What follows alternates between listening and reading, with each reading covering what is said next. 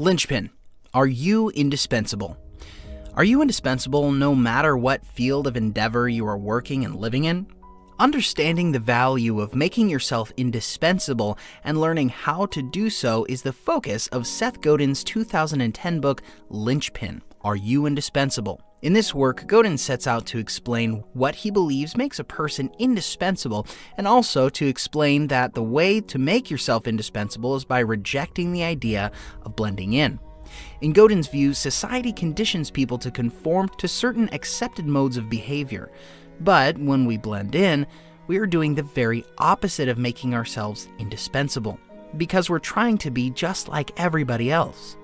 The way to make yourself indispensable from this perspective is to break free from the societal boundaries we've been pigeonholed into and make yourself indispensable through your unique attributes. Hence, for Godin, we should not be aiming to make ourselves average or ordinary, but trying to become like a linchpin, someone who is different, a person who hasn't lost their own individuality and is truly capable of creating art.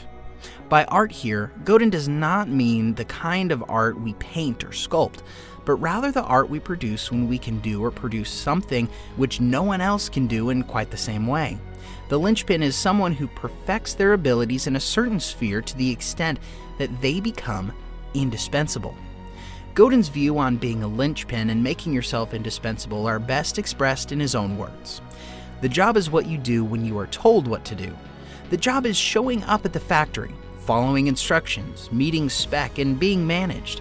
Someone can always do your job a little better or faster or cheaper than you can. The job might be difficult. It might require skill, but it's a job.